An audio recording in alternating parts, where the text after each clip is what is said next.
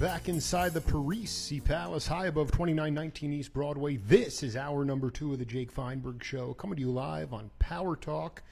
Please go to powertalk.live, download our free app to your smartphone, and stream all of our live local shows worldwide. We are full-on extraterrestrial radio, and we thank you for making us part of your day today. And without further ado, I want to bring back a friend of the program, a guy who continues to expand the lineage of melodic improvisation, passing it down to future generations, and woodshedding with his own people and his peers, enjoying the good life. Jack DeJohnette, welcome back to the Jake Feinberg Show.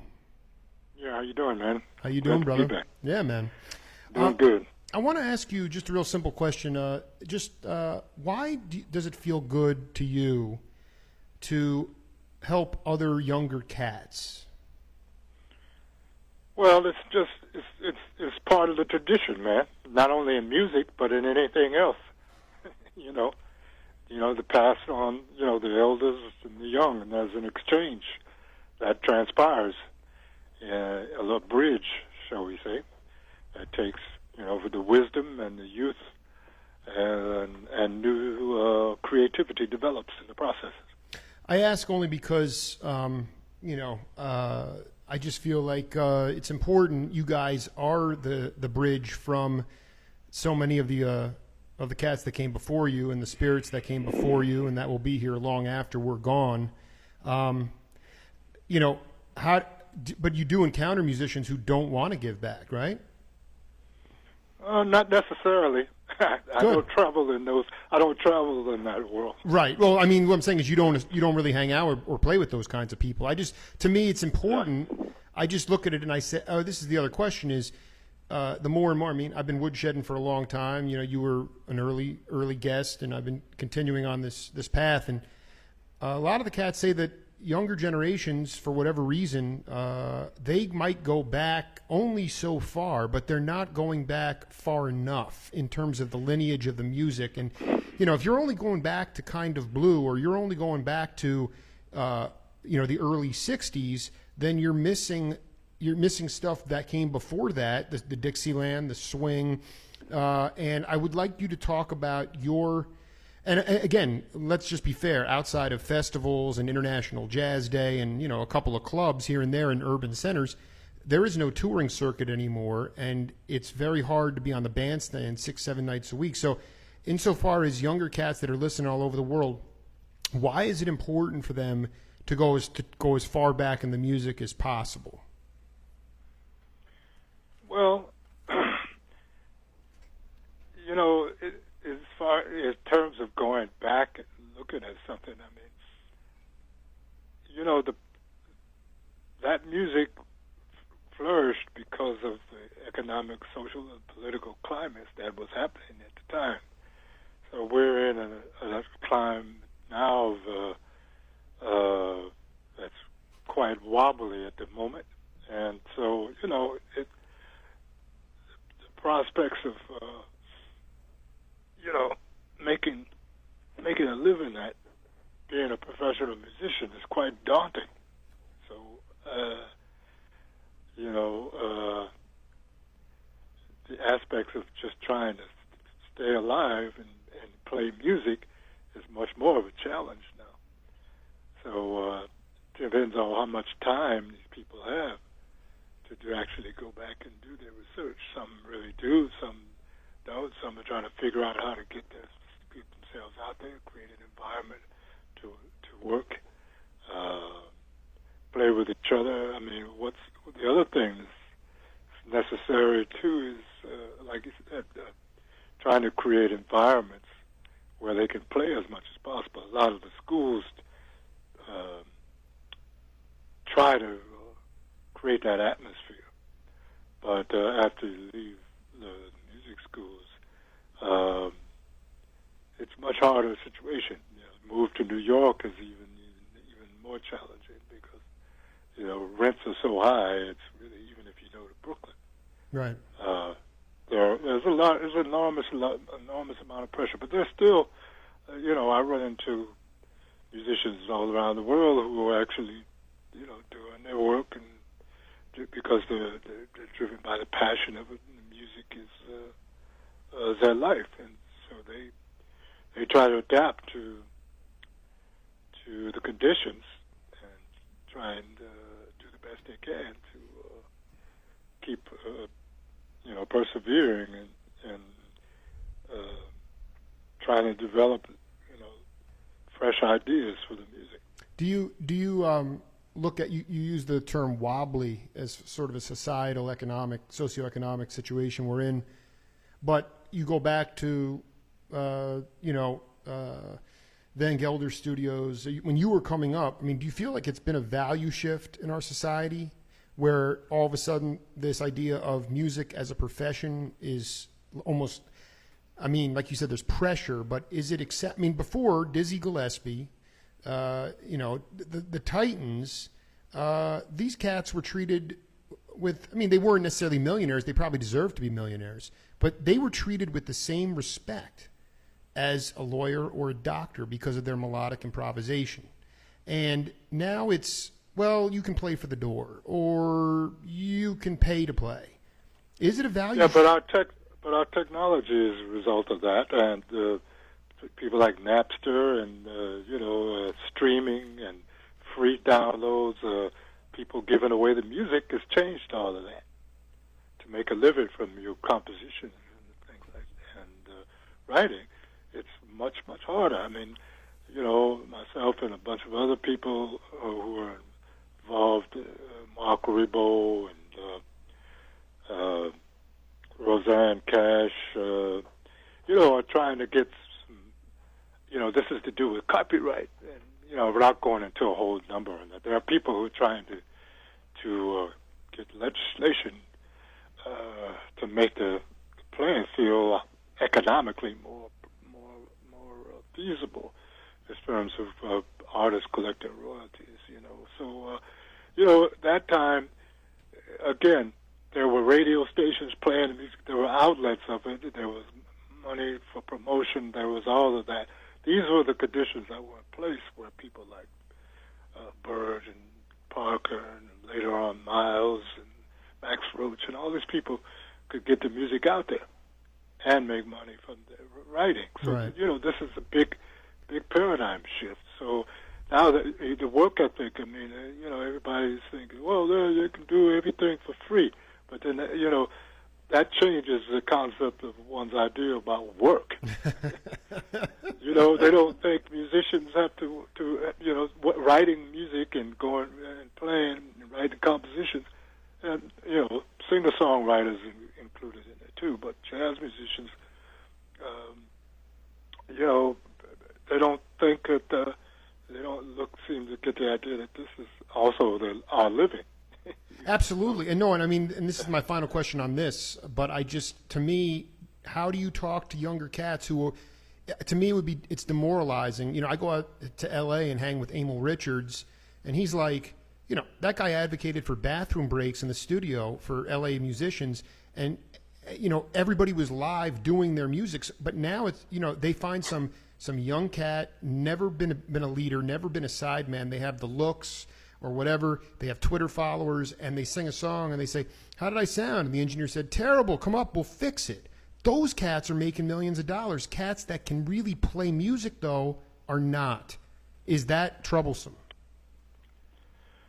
Well, yeah, I mean, it is. But, again, there are some people out there, that are, making a difference. I mean, there's people like Ambrose Akinmuzier.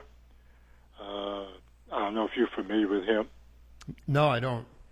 Well, okay, but there's a lot of young guys Sure. out there that are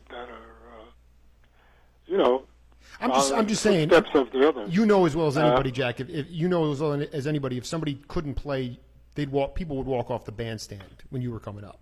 And now the cats that actually have no talent are actually the ones that are stars, at that level. I mean, if you couldn't play before, you'd just be told to go home.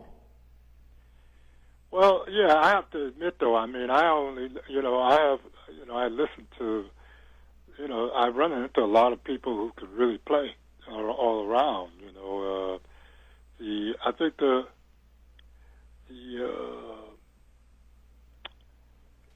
think the problem is a lot of a lot of good technicians, a lot of good players who have good voices, but the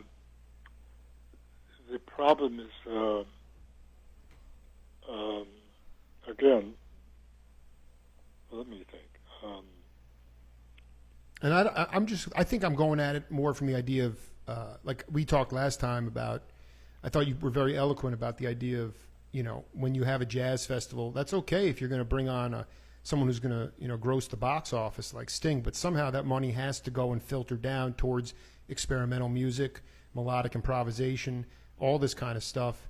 And it's not. And that's the problem, is that the values of the people and the structure of our economic situation and how people view music as pacification as opposed to burning is not, people are not even aware of that anymore. So, I mean, I'm talking about it on a very general level.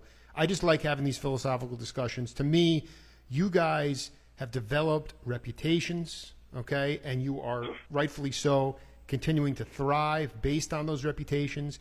But now that we're living in this incredible digital age, a lot of lack of authenticity, and you can see it on all spectrums of our society.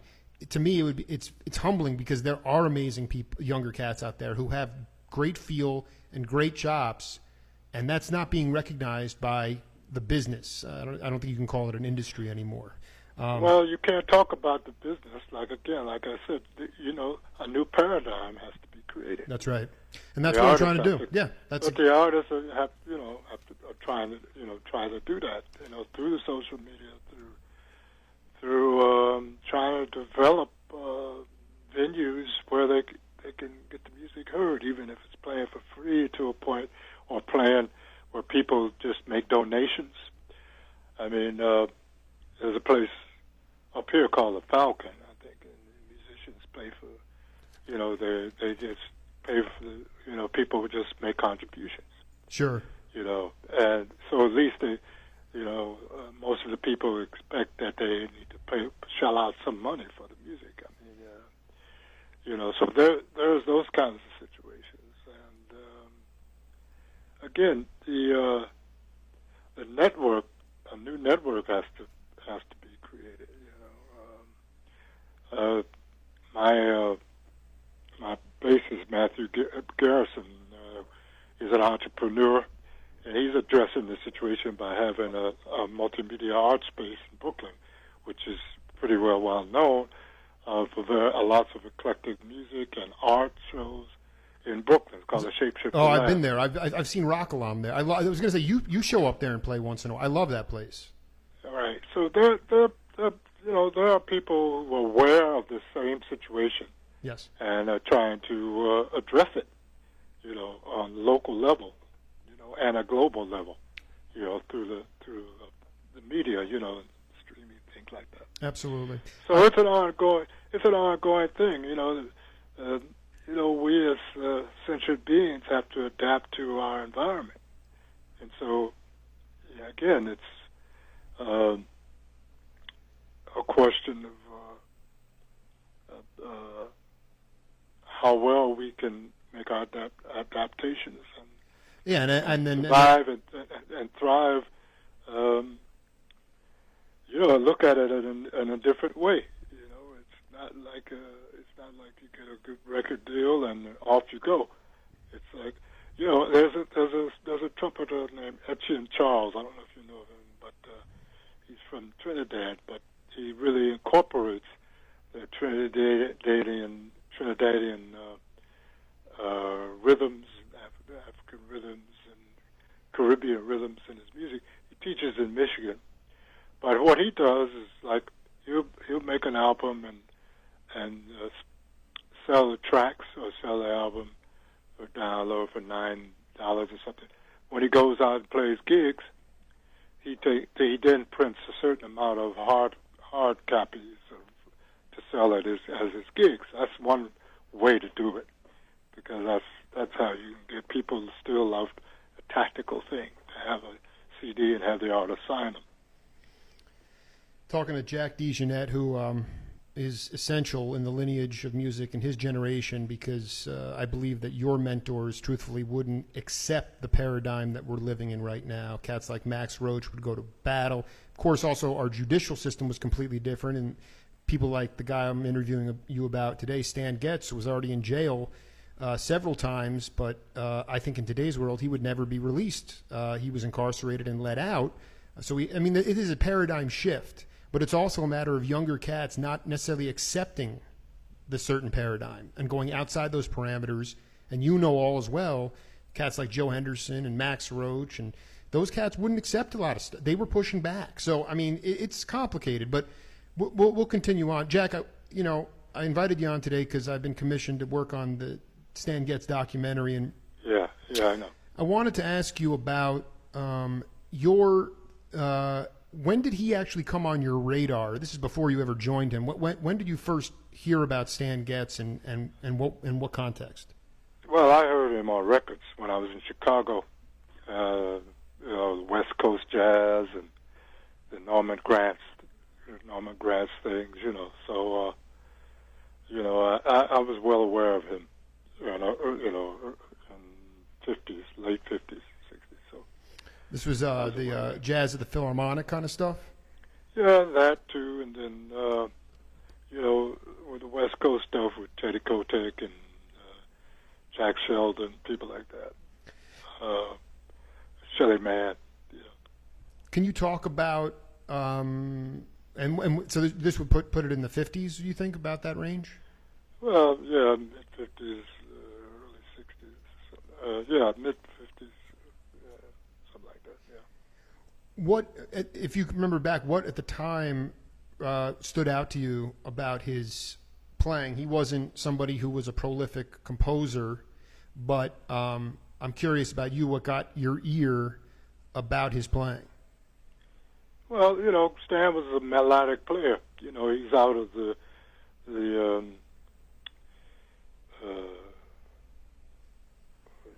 he's out of the Dixieland. Jack Teagarden.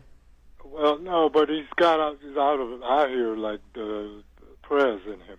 Yeah, right. Him and Zoot Sims and Al Kahn, all those guys come out of that mold. So, he's got that sort of velvety sound, but he's a lyrical player, very melodic, got big ears, could hear anything. He's a natural musician. So, he could go toe to toe in any situation, So, and eventually he just established himself as a player. He had a sound. He had a distinctive sound. When you heard it, you recognized it, and it was a pleasant sound. It's a pleasing sound. Mm-hmm. So he's respected by all the cats.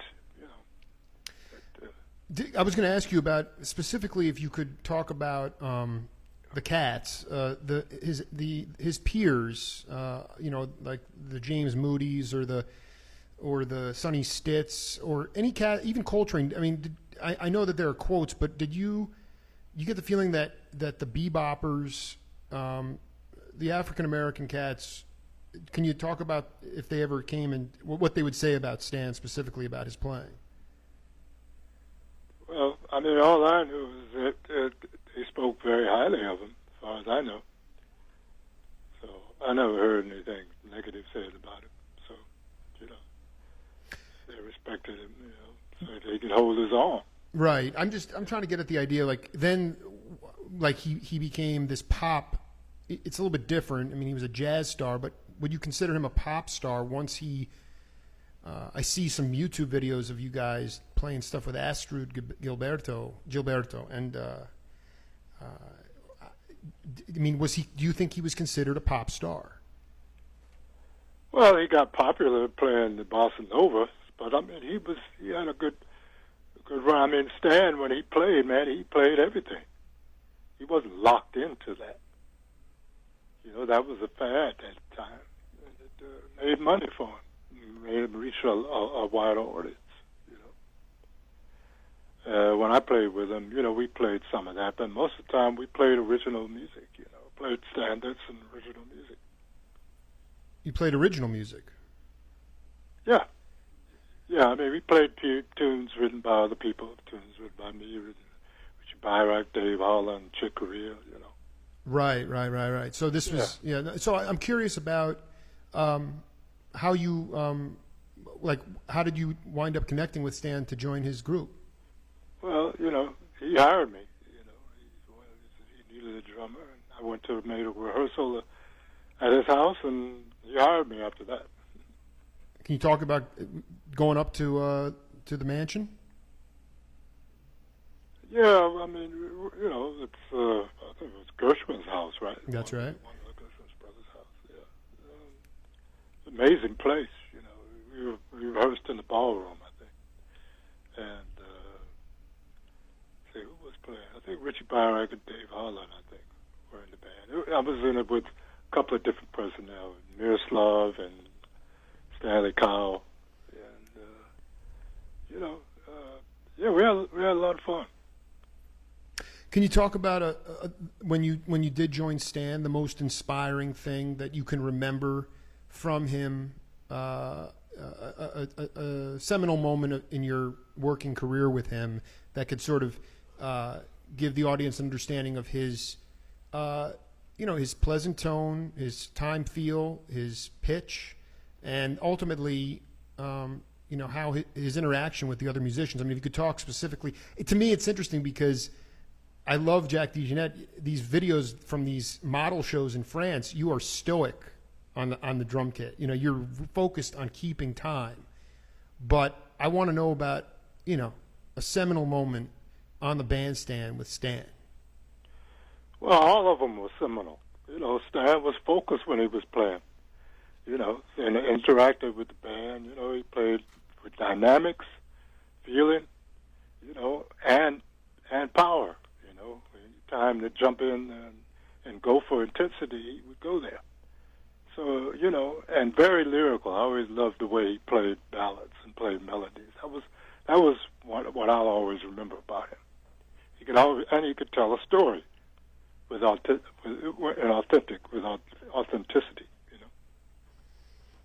Could you give a specific example of that, a time when you played with him?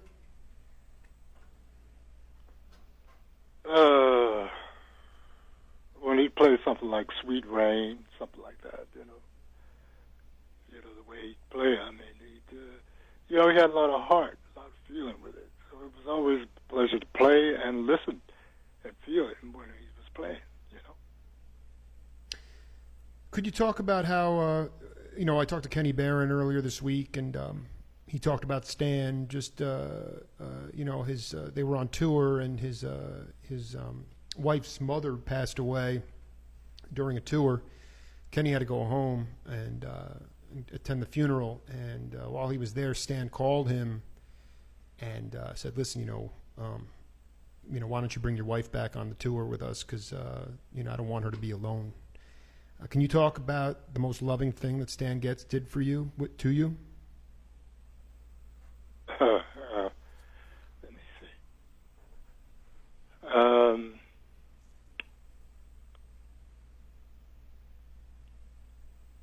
Let's see.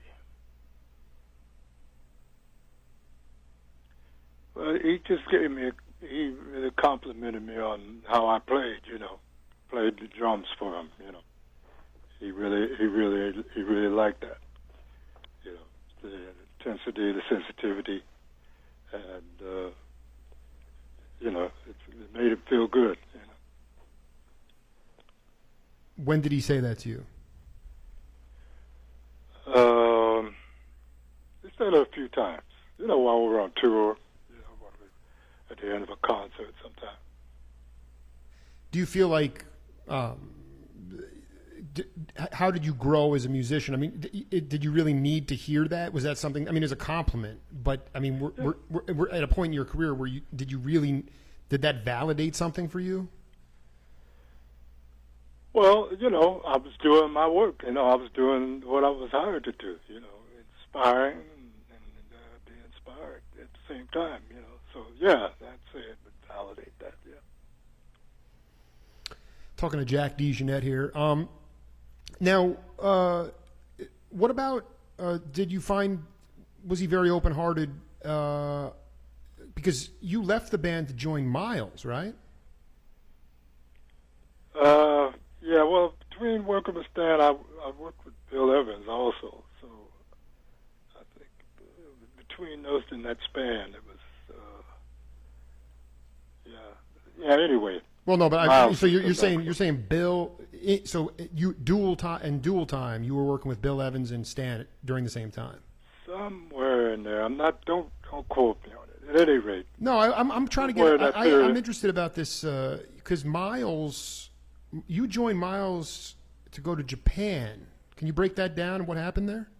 I didn't go to Japan with Miles. Right, because he got busted. I don't know. When I joined Miles, I was in the States, and we played in Rochester, New York, Rochester, New York. Right. But I had played with Miles before that, before I got officially hired. I subbed for Tony a few times. Right. But So I had already played with Miles. But you left Stan to join Miles. Yeah. So between leaving Bill, and I guess Stan was in that mix somewhere. Yeah, I went and joined Miles because I remember Bill telling me, Miles, you'll enjoy playing with Miles, Absolutely. Because in my background, the Stan's quartet went to Ronnie Scott's after you left, and then Miles got busted for pot in Japan. The gig in Japan with Miles was in limbo. Jack called up Stan, and your girlfriend or wife Lydia was back in England, and you said, "Is there any way I can come back and do the gig?" And Stan came back, and he wanted you back in the band because, like he said, you loved your sensitivity and your energy, and so you rejoined the band. Is that true? I can't remember whether that's true or not. Really? Who was in the band? You really can't. You can't remember. Who that? was in the band? Who was in the band? The band was Stanley Cowell, Miroslav Vicious, and Alan Schwartzberg. Okay. Alan Schwartzberg was playing drums? Yeah, he went up. It was interesting. He had a rehearsal or a tryout at the Gershwin Mansion. Rock Alarm was on the rehearsal. Stan took him. 4 days into the tour, Miles got busted.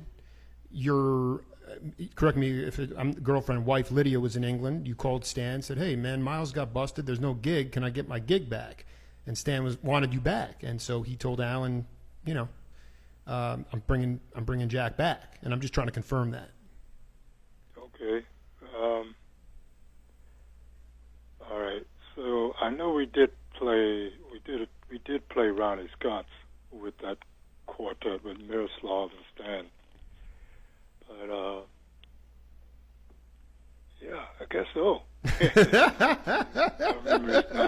All right. Well, basically. Details. Hey, you know what? It's all good. I mean, he clearly, wanted. I mean, I don't blame you for taking them. You subbed for Tony before, and then once. Tell me about how things wound up with you and Stan once you left. I mean, when was the next time you connected with him, and ultimately, if you could put it in perspective for everybody listening around the world, I mean, what is his why is he relevant? Why is Stan Getz relevant today in our musical vernacular? What? Hang on. Oh, okay. Somebody was calling me. No problem. Do you want me to repeat the question? No, you just said, why is he relevant?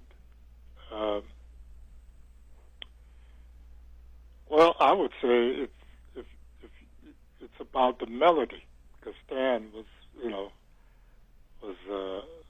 about the melody. Although I remember when Dave was in the band that he had written out some scales, some alternative scales for Stan to get into like more harmonic ways to approach improvisation, playing on tunes.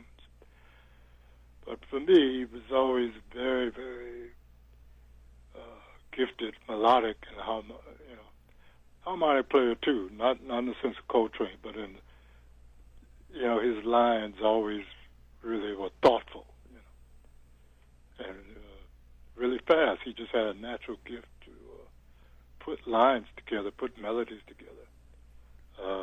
Did he pick up on those harmonic chart? He was a great reader too, amazing reader.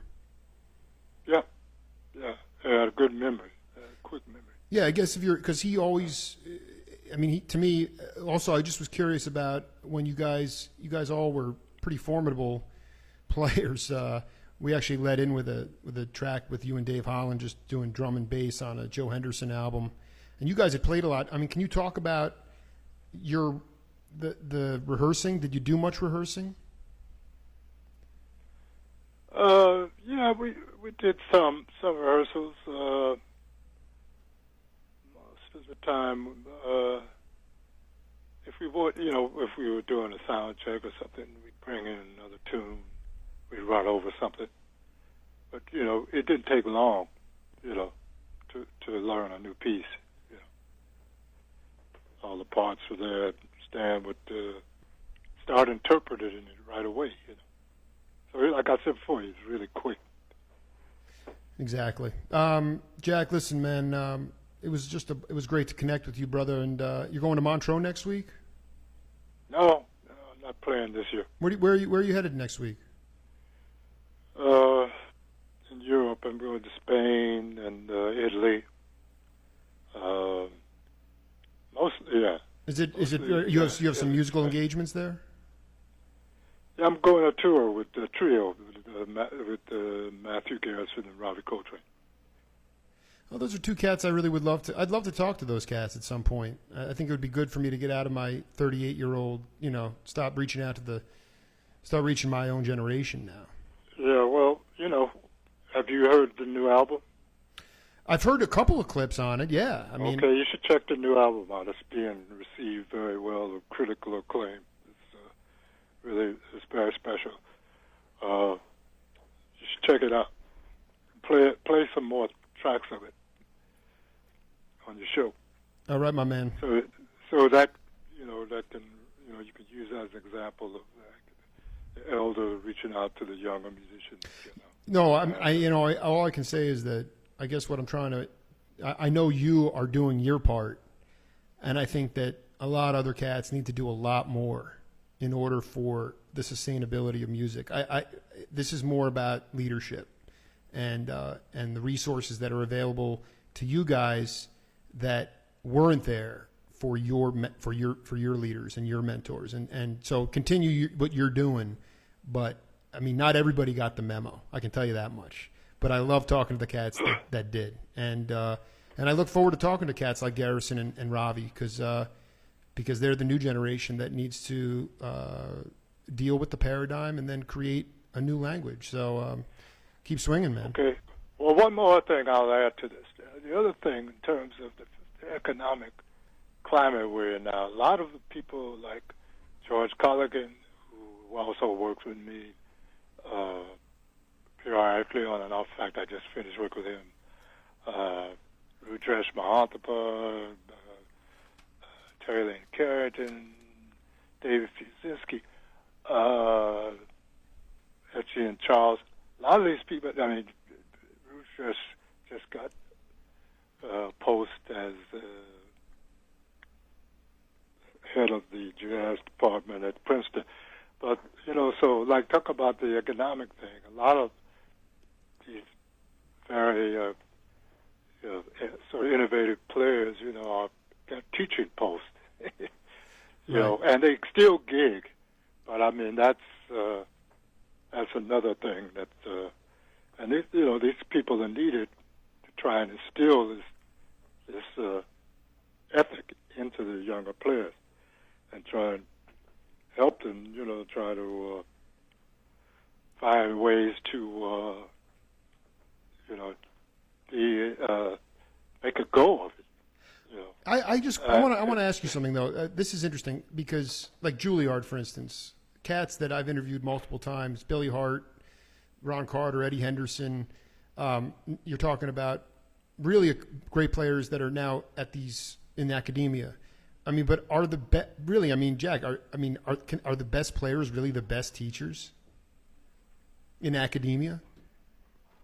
Well, it depends. It depends who you ask. I'm just saying, man. Like, you have to ask the people, the students. Right. But I know some of them who are really good. I know that George is really good because George plays drums, trumpet, and piano, and he has had a lot of experience.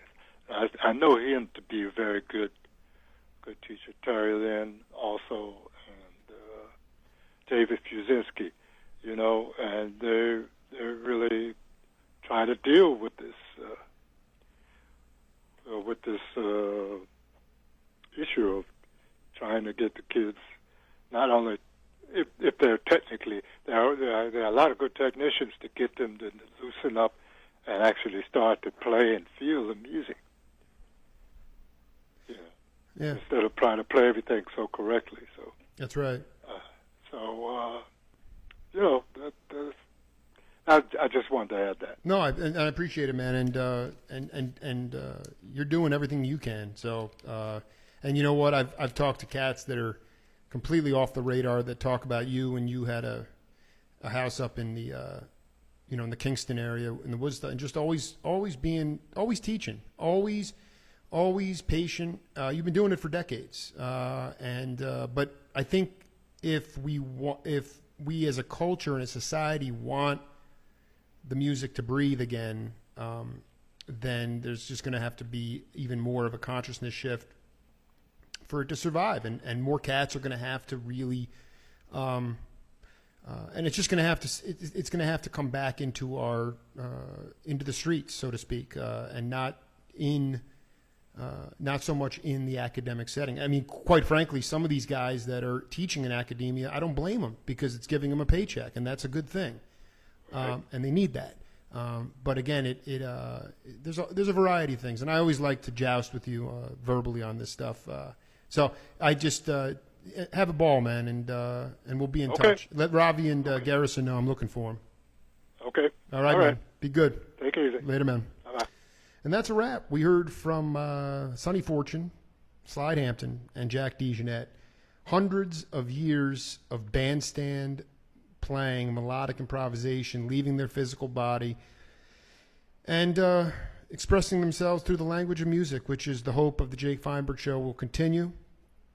Thanks to Mike Roper for doing this. History was made yet again. I'll be back next week, same time on Power Talk. Thanks again. See you in a bit. Bye-bye. I've been playing blues for quite a while.